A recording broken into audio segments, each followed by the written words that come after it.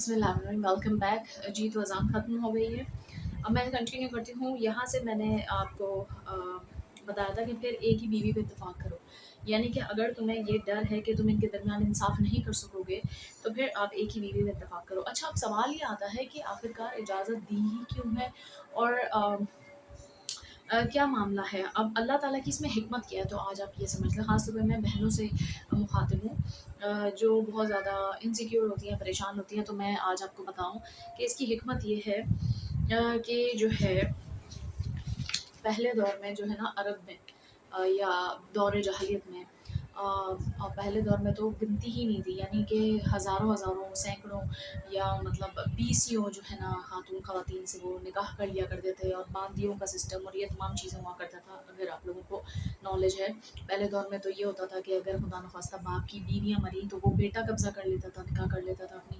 उन पे। और इसी तरीके से जो है ना अगर बेटा फौत हो गया तो फिर बाप कर लिया करता था। तो ये तमाम चीज़ें दौर जहालियत की थी। जब ये दौर जहालियत में था, कोई रूल नहीं था कि कोई किसी से भी निकाह कर रहा है। तो सूरह निसा इसीलिए ख़ास तौर पे औरतों के लिए आई है। शादियों से पहले रिक्वेस्ट की जाती है कि उसका मुताला करें, अपनी बेटियों बहनों को पढ़ाएं ताकि औरतों को उनके पूरे हुकूक का पता हो और उन्हें ये सारी चीज़ें, ताकि उन्हें इन फ्यूचर पे ब्लैकमेल भी नहीं कर सके। और दूसरी बात, जब हम अल्लाह की राह पे चलते हैं, अल्लाह का नाम लिखते हैं, तो अल्लाह हमारी मदद अता फरमाता है। बेशक 4 शादियाँ जो है उसकी इजाज़त है और वो किस हवाले से है? हुक्म नहीं है, ये सुन्नत है। शादी करना अल्लाह की नज़र में बहुत पसंदीदा अमल है और इससे माशरा बुराइयों से बचता है। वो तमाम चीज़ें अलग हैं, लेकिन अब 4 की बात आ रही है तो क्यों? तो इसकी की हिकमत ये है कि जो आदमी है बाय नेचर बाय फितरत वो अट्रैक्ट करता है। अल्लाह ताला ने मर्द के लिए जो सबसे बड़ी आज़माइश या फ़ितना कहेंगे, फ़ितना कहा जाता है आज़माइश को, मैं किसी गलत सेंस में नहीं कह रही। तो जो सबसे बड़ा फ़ितना है वो औरत है। अब जो है इसी वजह से हमारा दीन, अच्छा 4 शादियाँ तो आपको याद आ गई, लेकिन हमारा दीन इसी वजह से कहता है कि नज़रें मर्द जो है अपनी निगाह नीचे रखे और नज़रें नीचे रखे। अब अगर ये बहस होती है कि जो है ना औरतों का लिबास ऐसा है, ये वो दूसरी बात है। मैं इन बारों में अभी बात नहीं कर रही, इस पर बहुत सारे लोग बहुत बातें कर रहे हैं। अभी क्योंकि हम 4 शादियाँ निकाह और इसकी बात कर रहे हैं, तो ये है, ठीक है, माशरा बुरा है।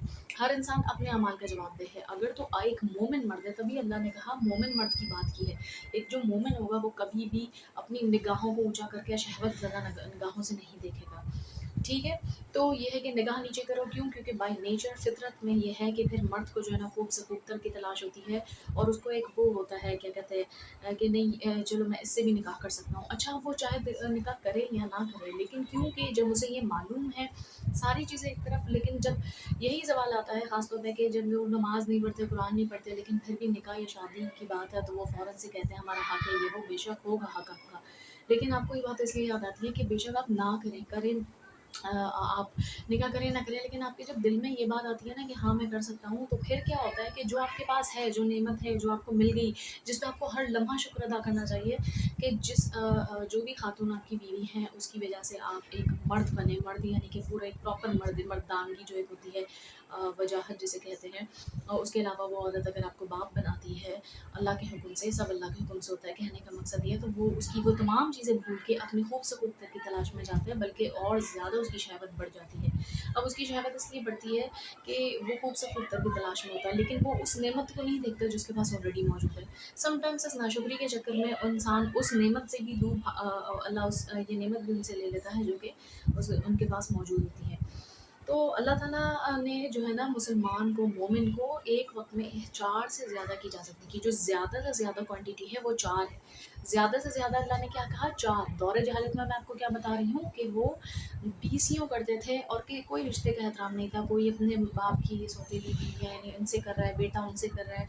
तो सूरह निसा में फिर बताया कि आपके ऊपर कौन-कौन सी वो हराम है, कौन-कौन से मर्द आप पे हराम है, कौन सी औरतें, कौन नामहरम है, कौन महरम है, किसके सामने आप आ सकते हैं, किसके सामने नहीं आ सकते, और किस उम्र तक का पर्दा है, और भी बहुत सारे अहकाम हैं। लेकिन ख़ास तौर पे तमाम जो ज़िंदगी गुज़ारने के असूल हैं वो बताए गए हैं, उसके साथ-साथ विरासत के मामला, तो ये सारी चीज़ें। तो भई अब ये अल्लाह ने क्या बताया कि शहवत जो है मर्दों में होती है, जिसकी वजह से उन्हें निगाह नीचे करने का हुक्म है। वरना आप इस्तिताअत रख सकते हो। इस्तिताअत कौन-सी? फाइनेंशियल इस्तिताअत रख सकते हो तो आप निकाह करें, अफ़ेयर ना चलाएँ। अब यहाँ तो मज़े ले रहे होते हैं, अफ़ेयर चला रहे होते हैं। अगर आपको लगता है कि आप निकाह भी नहीं कर सकते और आपको आपकी शहवत पे कंट्रोल नहीं है, तो फिर जो है रोज़े रख कर अपनी शहवत को ठंडा करें। ये हमारे नबी पाक का जो है मैसेज है ऐसे मर्दों के लिए।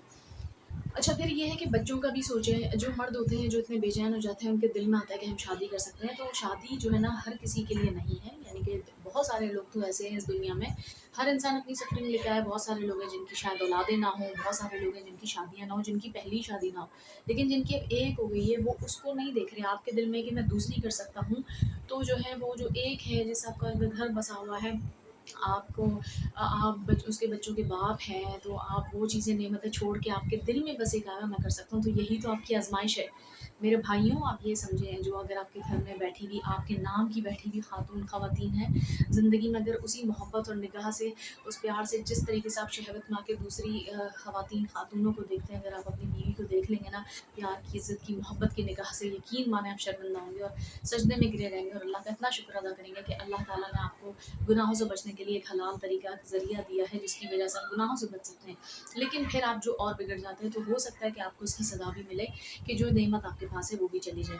मेरे पास बहुत सारी बहनों के ऐसे सवालात आते हैं जिसकी वजह से मैं ये सारी बातें डिटेल में बता रही हूँ, ताकि वो बहनें भी परेशान ना हों और वो जो भाई हैं, जितने भी भाई हैं वो सब जो है हिदायत पकड़े, हम दुआ कर सकते हैं सिर्फ। अच्छा, और इसके अलावा जो है ना, अब मर्द शादी करें ना करें, जैसे मैंने आपको पहले बताया, बट उनके दिल में एक बात आती है कि हम कर सकते हैं, तो जिसकी वजह से वो अपनी ज़िंदगी को अच्छे से नहीं गुज़ारते और गुनाहगार होते हैं।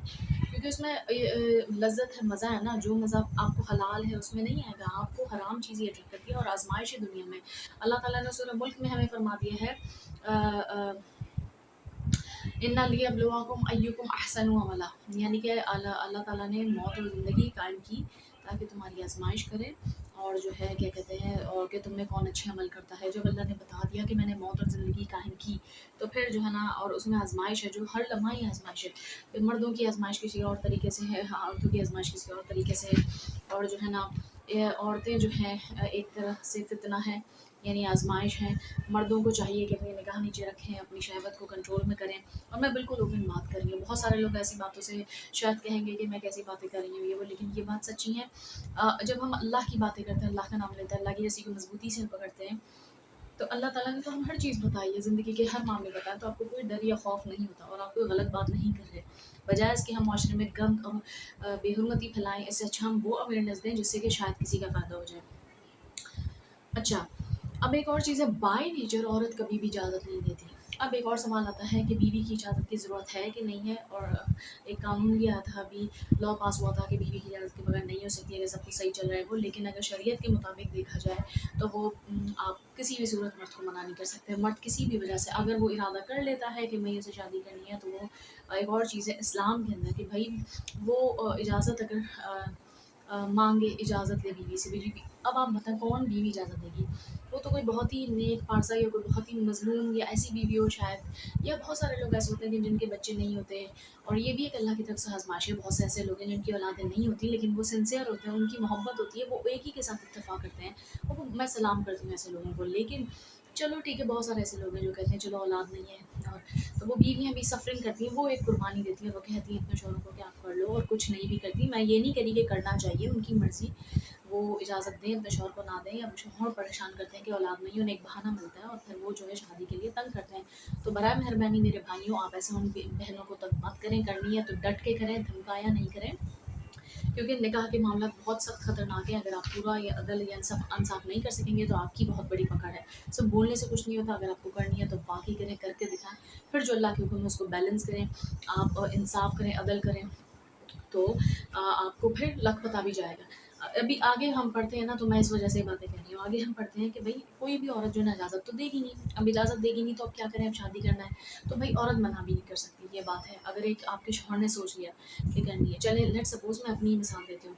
मिसाल के तौर पे किसी भी वजह से मेरे शौहर के दिल में आ जाए कि भाई मैं शादी करना चाहता हूँ या मुझे करनी है, एक्स वाई ज़ेड कोई भी रीज़न है, अगर मैं लोग कहेंगे ना कि आप इतनी बड़ी-बड़ी बातें तो कर रही हैं, अगर आपके शौहर करें या उन्होंने की होती तो ये वो, तो मैं आपको अपनी ही मिसाल देती हूँ। इससे पहले कमेंट्स में ये लोग कुछ कहें, मैं अपना बता देती हूँ। फॉर एग्ज़ाम्पल, मेरे हस्बैंड का दिल चाहे या उनको पसंद आ जाए कोई भी बात हो एक्स-वाई-ज़ेड, अब मैं ये भी नहीं सोच रही कि वो उनका दिल क्यों आए या वो क्यों चाहें, या उनकी तो औलादें भी हैं, उनकी तो बीवी भी खूबसूरत है, वो तो पढ़ी-लिखी भी है, और उनके तो बेटे भी हैं, बेटियाँ भी हैं, नॉर्मली लोगों को तो बहाना चाहिए होता है। मैं इन सब के बावजूद कह रही हूँ, अगर एक शौहर का किसी भी वजह से दिल आए तो आ सकता है, अगर उसके दिल में आ गया ठीक है मैं शादी कर रहा हूँ, करना है।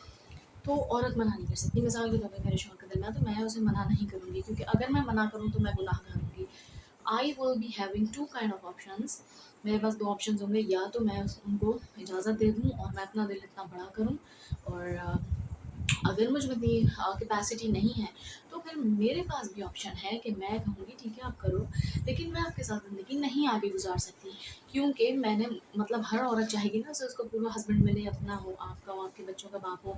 लेट्स सपोज़ अगर एक बीवी नहीं डिवाइड करना चाह रही, या नहीं चाह रही कि वो जो है ना दूसरी शादी करे, अब मना तो नहीं कर सकती, मना नहीं करे, मना करके वो गुनाहगार होगी। तो फॉर इंस्टेंस मैं इसकी जगह हूँ तो मैं अपने हस्बैंड को कहूँगी आपको करनी है आप करें, कोई मसला नहीं, अल्लाह आपको बेहतर से बेहतर, अच्छे से अच्छा दे, लेकिन मैं आपकी ज़िंदगी से निकल जाऊँगी क्योंकि मैं ऐसे नहीं रह सकती। ये मैं अपनी सोच बता रही हूँ, तो इस पे आप गुनाहगार नहीं होंगे, क्योंकि मेल हो फीमेल हो, एज एन इंडिविजुअल हम एक इंडिविजुअल हैं और हम अपनी ज़िंदगी गुजार सकते हैं। तो मैं गुनाहगार उस वक्त क्यों नहीं होंगी, क्योंकि मैंने तो आपको मना नहीं किया कि आप शादी ना करो, और मैं कर भी नहीं सकती। अगर आपकी ख्वाहिश आ गई है, आपको दिल कर रहा है, तो आप बेशक करो। और मैं ये भी नहीं कह रही कि ख्वाहिश नहीं आए या नहीं आनी चाहिए, क्योंकि मर्द के अंदर बाय नेचर है नज़रें नीची करो, निगाह नीची करो, इसी वजह से कहा जाता है। अच्छा जी, निकाह फिर जो है ना, दूसरी बात, ये बातें सिर्फ बोलने की नहीं होती, ऐलानिया करना होता है। अब ऐलानिया क्यों करना होता है, इन्फॉर्म करना ज़रूरी है। बीवी तो कभी भी इजाज़त नहीं देगी आपको, अनटिल अनलेस सिचुएशन बताइए, या तो बहुत कोई गरीब मिस्कीन गुरबा हो, या फिर कोई मजबूरी हो, या वो चाह रही हो कि ठीक है औलाद हो जाए, या कोई ऐसे मामला हो, तो म्यूचुअल अंडरस्टैंडिंग के थ्रू हो सकती है। वरना तो कोई खास ही कोई ऐसी इस प्लानट पे बीवी होगी जो अपने शौहर की इजाज़त दे और खुश खुश रहे। या दूसरी चीज़ होगी, शौहर कोई बहुत अमीर है और बीवियों को सिर्फ पैसों से और दौलत से मतलब हो, तो वो देंगी। ये 2-3 चीज़ें होती हैं। अच्छा जी, तो निकाह जो है ना, फिर आपने क्या करना है कि ऐलानिया करना है, और ऐलानिया और छुपकर निकाह करने से मजम्मत की गई है। इसी वजह से आपको एटलीस्ट इन्फॉर्म करना ज़रूरी है अपने घर में अपनी बीवी को और अपने बच्चों को एतमाद में लेना। और रीज़न इज़ दैट कि इस्लाम ने पाबंदी लगाई है कि 4 से ज़्यादा नहीं कर सकते, 4 एक साथ कर सकते हैं। और दौरे जहलत के, जैसा मैंने आपको बताया कि बहुत सारे करते थे, इस वजह से ये रूल आया। अल्लाह ताला तो हिकमत है, अल्लाह के हर काम में हिकमत है, लेकिन पकड़ भी तो ख़तरनाक है। आपको क्या लगता है कि जो इंसान एक या एक बीवी, या वो सोचते हैं कि एक बीवी से ज़िंदगी अच्छी नहीं गुजरी, हम दूसरी कर लेंगे, सुकून में आएंगे। तो औरतें तो बाय नेचर औरतें हैं, जो परेशानी आपको इस औरत से हो रही है मिसाल के तौर पे, तो वो क्या पता उससे ज़्यादा उसको दूसरी से हो, और पहली भी हाथ से चली जाए। कहने का मकसद ये है कि बहुत सोचें, बहुत बड़ी आजमाइश है, इसलिए औरत एक फितना या आजमाइश ही है मर्दों के लिए, इसलिए उन्हें शहवत कंट्रोल करने का। और अगर आपकी शहवत कंट्रोल नहीं हो रही है, तो आप ऐसी चीज़ें ना देखें, आप मोबाइल से इन चीज़ों से दूर रहें, या फिर जो है आप रोज़े रखें, निगाह की परहेज़गारी करें। अच्छा, इसके अलावा फिर क्या है कि घर अलहदा, कभी भी 2 बीवियों को या 3 बीवियाँ, जितनी भी आपकी इस्तिताअत होनी चाहिए फाइनेंशियली स्पेशली, आप घर अलहदा लें, नाम नफ़का अलग हो, और उनकी औरत की कैपेसिटी के हिसाब से हो। अच्छा, यहाँ तो होता है कि आप पहला निकाह अगर करते हो तो आपने उसको वैसे ही प्रोवाइड करना है जैसे जिस घर से वो आई है। अब ऐसा नहीं है कि उसको बहुत कोई आराम अय्याशी में रहने की आदत है और आप चाहें कि वो आपके घर आके आपकी गुलाम बने या ऐसे बने, आपकी हर बात माने, तो फिर आप ऐसी जगह शादी ना करें, क्योंकि या आप गुनहगार होंगे। तो ये बड़े नाजुक मामलात हैं, ये सब सोचते नहीं हैं, तो ये सारी चीज़ें फिर आप फिर दूसरी अगर देखते हो तो वो भी आप देखो तो उसकी कैपेसिटी के हिसाब से करना चाहिए। अच्छा, पहली में तो ये शर्त है, अब जब दूसरी या तीसरी करोगे तब क्या है कि अब वो किसी भी घर से आई हो, मिसाल आपकी एक बीवी बहुत अच्छे कोई खानदान से, या दूसरी आप किसी गरीब मिस्कीन घर से ले आई है मिसाल, तो आप ये नहीं देखोगे, अब आपका आ गया बराबरी का। आप बराबरी हर लिहाज से, फाइनेंशियली हो, इमोशनली हो, स्पिरिचुअली, एवरीथिंग, हर तरीके से आपको करनी है। तो अब ये नहीं है कि अब वो एक बेशक नॉर्मल अच्छे ख़ानदान की हो और एक थोड़ी सी बेचारी लोअर क्लास हो, वो तो आप ये समझो कि ठीक है ये तो लोअर है तो उस पर गुजारा करेगी। नहीं, यहाँ फिर आप पाबंद है कि जो चीज़ आपने उसको जितनी प्रोवाइड की वो ही आप उसको भी करें। और जो है, जैसा घर आपने उसको दिया वैसे ही आप उसको भी दें, आपको घर अलहदा देना है। यहाँ तो जब सास और बहू की नहीं बनती, बहुत मामलात में सास बहू के झगड़े होते हैं, पहली शादी की बात कर रही हूँ, तो भी फिर घर अलग करने पड़ते हैं या घर अलग दिलाए जाते हैं, वो तब ये मामलात होते हैं। तो आप ये कैसे सोच सकते हैं कि बीवियाँ जो हैं जो एक दूसरे की अपोनेंट्स हैं वो एक साथ रहेंगे एक घर में, और ये सरासर नाइंसाफ़ी है। दीन में इसकी सख्त ममानियत है और दीन में मना है। मैं आज वो बातें कर रही हूँ जो दीन में पूरी प्रैक्टिकल बात है, ऑथेंटिसिटी के साथ। इसमें कोई ऐसी बात नहीं है कि मैं फीमेल हूँ तो मैं शादी और उसके खिलाफ हूँ, ऐसा कुछ भी नहीं है। मैंने अब तक ऐसा कुछ नहीं कहा अल्लाह के करम से। अच्छा, अब जो है इंसाफ, वक्त का भी इंसाफ, वक्त भी आपको प्रॉपर देना है। और यही बात है, ये इतना आसान काम नहीं है। तो जो मर्द हज़रात, ये भाई हज़रात ये सोचते हैं शादी आई है, वो अपनी बीवियों को जो हँसता-बसता करे, जो आपके लिए घर छोड़ के आई है, आपके लिए आपकी नस्ल बढ़ाती है, आपको बाप बनाती है, आपको औलादें देती है, आप उसको फिर ये ताने वो देते हैं सिर्फ़ क्यों? करना भी नहीं है, कर भी नहीं सकते या नहीं, इस्तेताअत भी नहीं है, लेकिन बार-बार उसको मेंटली टॉर्चर करें। तो ये करने से बेहतर एक बार आप वाक़ई कर लें।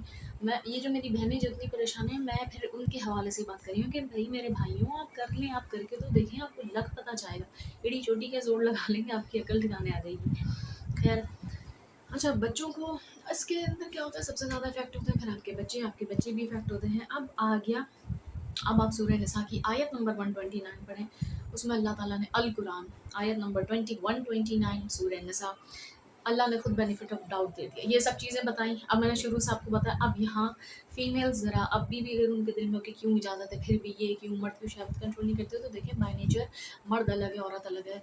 मर्द प्रैक्टिकल सोचा और औरत जो है ज़्यादा इमोशनल होती है, तो ये नेचर का डिफरेंट और ये नेचर के कानून कुदरत है।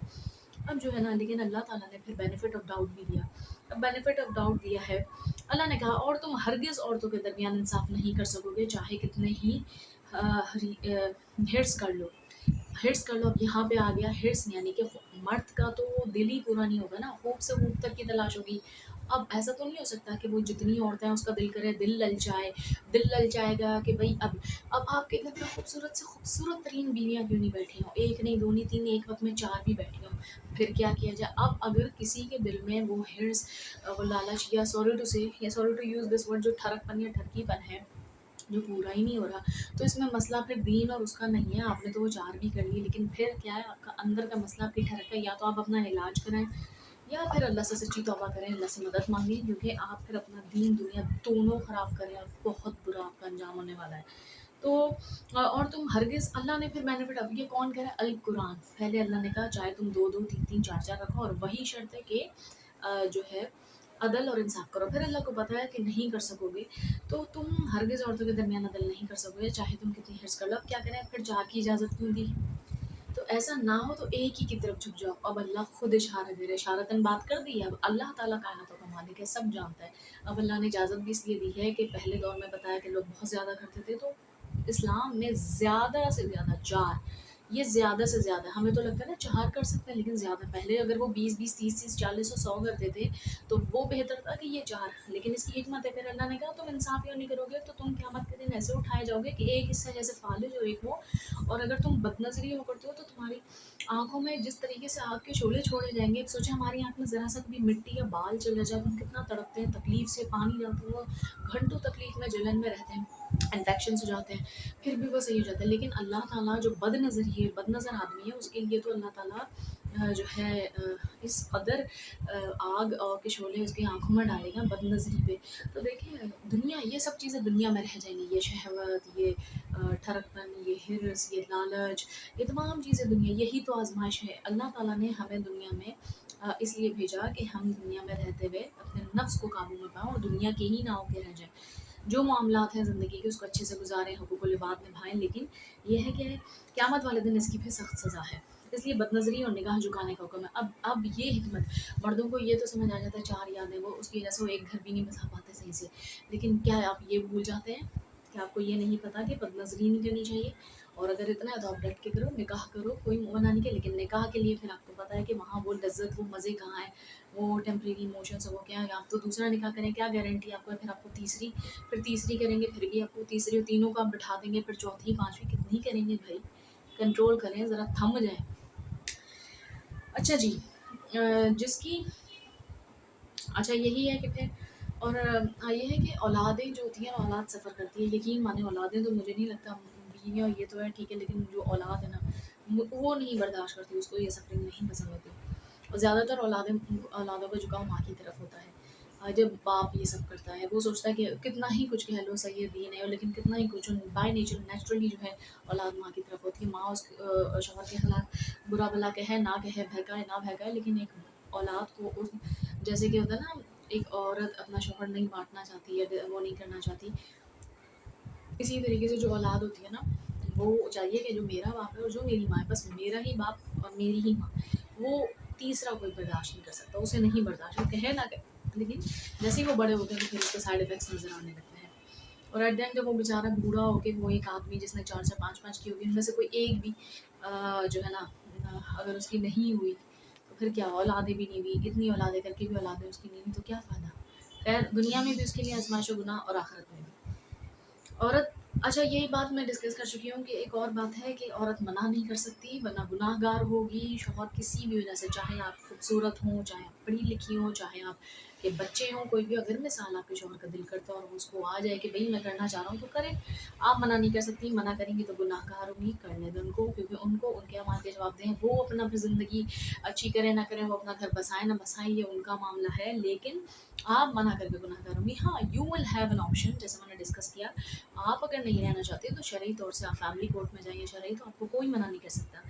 इनफैक्ट दीन में तो यहाँ तक भी है कि अगर एक बीवी अपने शौहर के साथ ना रहना चाहे और वो उसकी कोई वजह ना हो, शौहर भी अच्छा हो, बहुत मोहब्बत करता हो, इज्जत देता हो, बहुत सारे मैंने ऐसे केसेस देखे हैं, उन शौहरों को भी फिर अपनी उन बीवियों की कदर करनी चाहिए जो आपको सब कुछ दे रही हैं, इज़्ज़त, मोहब्बत, आपकी औलादें, आपका आपके घर और बच्चों की हिफाजत करना, तो आप उनकी कदर करें। लेकिन ये है कि मैंने ऐसे बहुत सारी जिनके शौहर बहुत अच्छे, बहुत बेहतरीन है, एट द एंड वो चली गई कोर्ट में और उन्होंने कहा कि भई जो है ना मुझे रहना ही नहीं है। तो भई पूछा क्यों नहीं रहना? तो बोलते मुझे पसंद ही नहीं है। अब बहुत समझाया कि आप कर लें कोशिश, बोलिए जब मुझे पसंद ही नहीं है, जब मुझे रहना ही नहीं है, पसंद नहीं है, मैं नहीं रहना चाहती, मुझसे ज़बरदस्ती क्यों? तो फैमिली कोर्ट या कोर्ट जो है तो सिर्फ़ इस बात पे कि एक बीवी शौहर के साथ ना रहना चाहे और वो अपनी नापसंदगी का इज़हार कर दे, तो वो पाबंद नहीं कर सकते, समझा ज़रूर सकते हैं, लेकिन एट द एंड पाबंद नहीं कर सकते कि आप उसके साथ रहो। तो फिर अगर ऐसा मामला है, आप अपनी बी शौहर का साथ छोड़ना चाहती हैं, तो आप अलग करें, तब आप गुनहगार नहीं होंगी। और ज़िना छुपके किया जाता है, निकाह एलानिया किया जाता है, चाहे आप दूसरा करो, तीसरा करो, चौथा करो, छुपके करेंगे तो गुनाहगार इसलिए होंगे क्योंकि अगर आप मर गए तो आपकी विरासत का तो जो डिक्लेयर बीवी है उसी को मिलेगा, उसके बच्चों को मिलेगा। तो जो दूसरी निकल के आएँगी या तीसरी आ जाएँगी, तो जो विरासत के मामलात हैं वो बड़े ख़तरनाक है और इसकी पकड़ में भी फिर आप खुद तो मर जाएँगे, लेकिन फिर जो है ना अगर छुपी हुई शादी या कुछ होगा तो फिर वो जो विरासत है वो सब में डिवाइड होगा। अब पहली बीवी बच्चे तो सोच रहे हैं चलो ये बच्चों का और ये मेरा है, ये विरासत का आ गया। 50 साल पीछे से आपकी 2 से 3 या 4 पलटन निकल आई और पलटन बच्चों की निकल आई जो छुप-छुप के शादियाँ की हों, तो फिर इसी वजह से जो है ना छुप के नहीं करें, एलानिया करें, इन्फॉर्म करें, जिनमें फिर वो हिम्मत है वो करें। ये तमाम चीज़ें आज हमने डिस्कस की। अगर बीवी डिक्लेयर ही नहीं होगी तो विरासत का मुतालबा कैसे करेगी? और ये है कि हज़ूर पाक के दौर में लोग जो है ना 2 गवाहों की बुनियाद पे कर लिया करते थे, 2 या 3 या 4। तो देखिए पहले दौर के लोग मर जाते थे, अपनी ज़बान से नहीं करते थे। आज तो कोई ऐसी ऑथेंटिसिटी नहीं है जिसकी वजह से रिटन डॉक्यूमेंट के मामलात बहुत ज़रूरी हैं। आप एलानिया ही जो है निकाह करें, चाहे वो किसी भी नंबर का हो, और अगर आप एलानिया नहीं करते तो विरासत वगैरह में भी फिर आप जवाब दें अल्लाह को और बहुत ख़तरनाक पकड़ होने वाली है आपकी। तो मैं ये कह रही हूँ कि ये जो लोग कहते हैं, जो बहनें, आप लोग अपने दिल को मजबूत करें, ऐसी कोई बात नहीं है। अगर तो आपके शौहर शादी करते हैं, कुछ भी एट द एंड वो अदल नहीं कर सकेंगे, जिसमें अल्लाह ने खुद बेनिफिट ऑफ डाउट दिया है, तो वो गुनाहगार होंगे, खुद अपना हंसता बसता बसा बसाया घर खराब करेंगे। और देखें, आप लोग खुश रहें, अपनी ज़िंदगी अच्छे से गुजारें, अपना कोई पर्पस बनाएं, प्रोडक्टिव करें, अल्लाह के प्रोडक्टिव वर्क करें, अल्लाह के करीब हों। कब तक रहेंगे ज़िंदगी में? ना तो सारी ज़िंदगी आपके शौहर रहने वाले हैं, ना ही आप रहने वाली हैं। तो जो दिन है अच्छे अखलाक से अच्छी ज़िंदगी गुजारें, खुश रहें और जिसको जो करना है करने दें। अच्छा, बीवी की इजाज़त की ज़रूरत नहीं है, ये भी हम डिस्कस कर चुके हैं, राइटिंग डॉक्यूमेंट्स। अच्छा, जब मर्द पहला निकाह करे तो उसी वक़्त बता दें। अच्छा, एक और मैं एडवाइस यहाँ देना चाहूँगी कि भई ये जो मर्द, जो भाई या जो भी हैं बीवियों को फिर बाद में कह रहे होते हैं कि भई शादी कर लेंगे वो। एक और बात, जब आप रिश्ता लेके जाओ उसी वक़्त आप, पहली जब शादी हो रही होती है ना, उसी वक़्त आप कहें और घरवालों को, और जब रिश्ता पक्का सब कुछ हो जाए तो ये ज़रूर बताएँ कि भाई मैं एक नहीं, एक पे इत्तेफ़ा नहीं करूँगा, मैं 2 या 3 या 4 शादी करूँगा। ये करें तो मुझे तो लगता है कि आपकी पहली भी कभी भी नहीं होगी। लेकिन ये है कि उस वक़्त आप हिम्मत रखें और कहें। जो मुफ्ती तारिक मसूद के लोग बयान शेयर करते हैं, वो करते हैं। वो अपने लिहाज़ से जो लॉजिकल बात कर रहे हैं, वो मैं उनको गलत नहीं कह रही, वो सही कह रहे हैं। वो भी माशरे में जो है ना जिस तरीके से ज़िना या गलत या गंद फैलता है, वो जो बात करते हैं लोग, उनकी इस बातों को तो बहुत शौक है 4 शादी, लेकिन कभी उनके और बयानात सुने।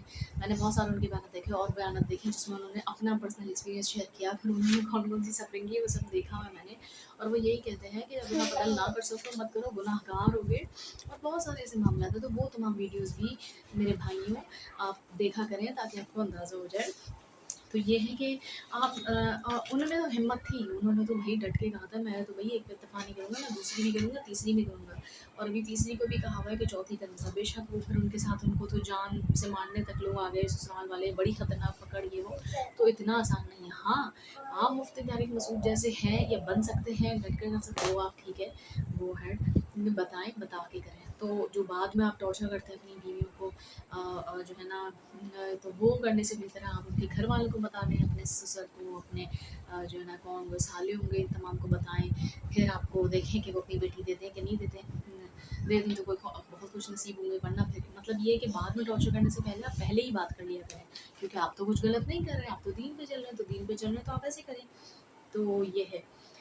तो ओवरऑल जो समरी है वो ये है कि शरीयत ने अल्लाह अल्लाह ताला ने 4 शादियों का हुक्म नहीं दिया, ये सुन्नत है।